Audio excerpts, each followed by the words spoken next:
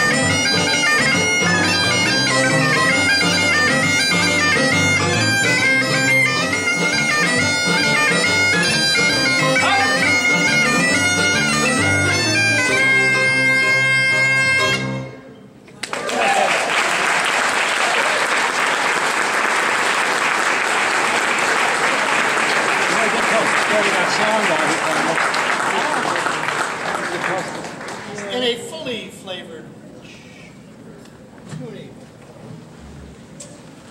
We're going to jump across the Atlantic Ocean, head a little south, and go to Venezuela, where we're going to play a tune in the Venezuelan national rhythm of joropo, J-O-R-O-P-O, which is a 6/8 rhythm that has a lot of cross beats to it, because you can divide 6/8 into 3s and 4s and 2s and other things, and 6s.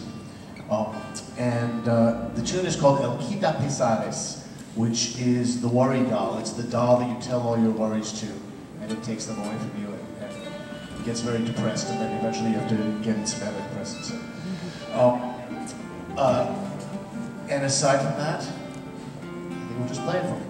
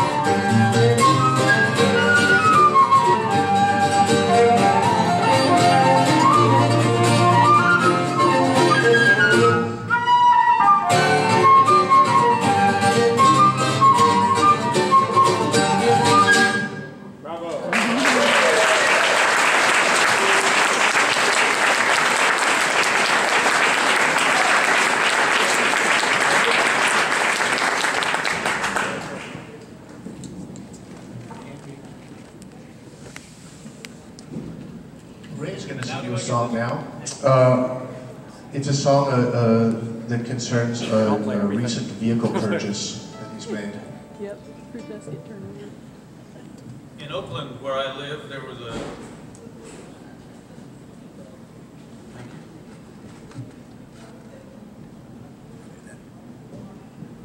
It's great to have friends.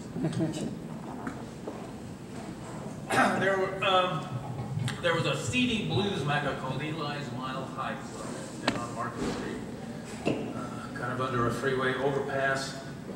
And one of the owner-operators of the place was a man named Troyce Key, who was born and raised in Mississippi, had kind of a blues career for a while, and he used to hold forth at Eli's Mile High Club, where I heard him sing this song, which he had a minor hit with, I think, in the early 60s.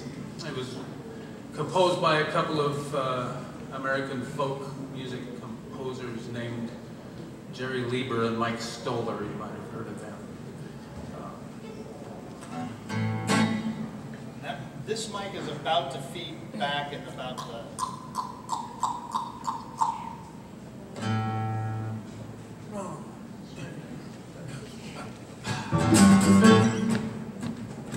That's it.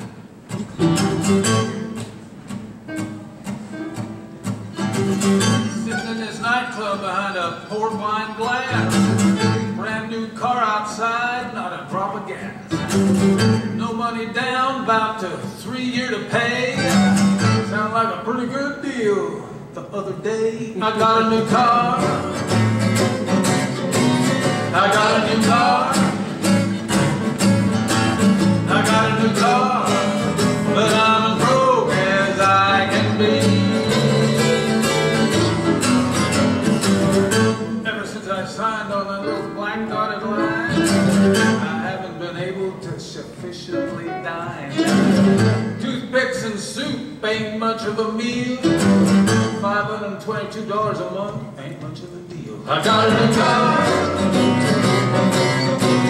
I got a new car. I got a new car, and I'm as broke as I can be. Well, let me see, I had that car just been about a little over a week. Already that thing's starting to shake, rattle, and squeak. What little money I do run across goes in my gas tank, out my exhaust. I got a new car. Ooh, I got a new car. I got a new car, but I'm as broke as I take it around the block one time.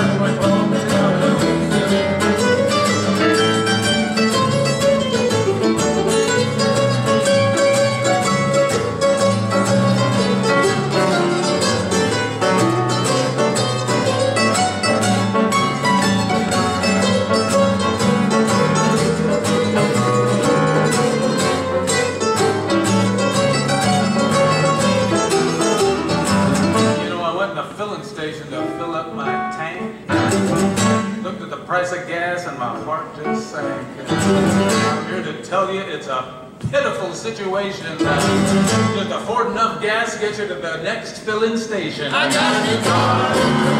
That makes sense. I got a new car. Oh, I got a new car. But I'm as broke as I. What do you think, Danny? You think you could start a rep for me?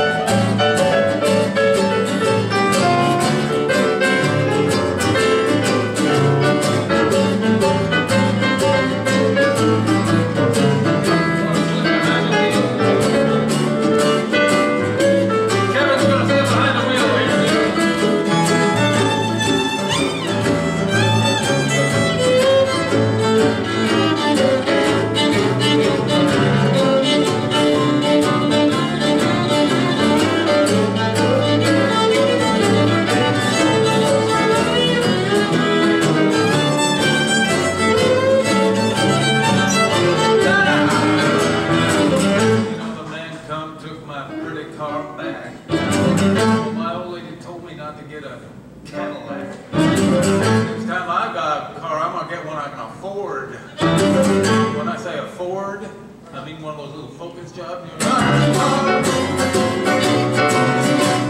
I got a new car.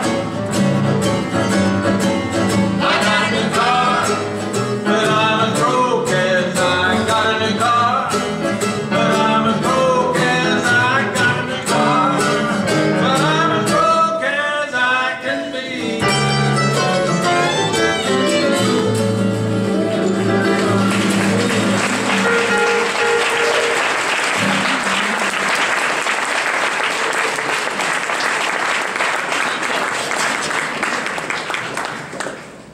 A lot of times over the past 10 or 15 years we've been on tour but the demands of Paul's day job have been such that he hasn't been able to tour with us. And when that happens, That's where I come in.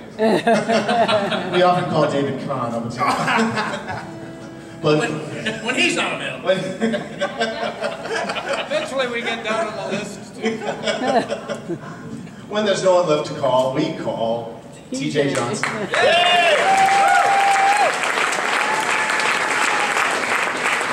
Says that on my business card, when there's no one left to call. Allow 10 rings. We're going to play a couple tunes of modern composition. The first one I wrote, called Tour's End, which concerns the end of a tour. And the second two TJ composed, Old Woolworths and Heart's Retreat. That's correct. Okay, I'm glad I got that right. Keys. Yours is G, G, D, D.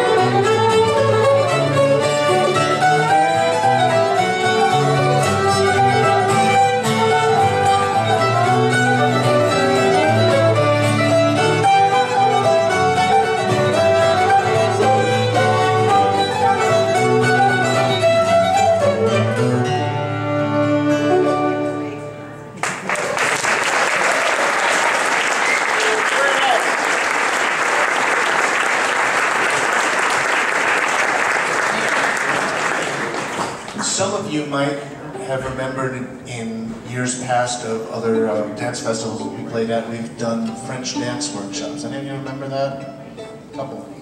Do you remember the bourrée? Do you remember how to dance the bourrée? Well, if you did, you could do it to this next dance. You can also do a fast waltz to it, but the bourrée is a beautiful dance with a great deal of sensuality and no body contact. That's hot.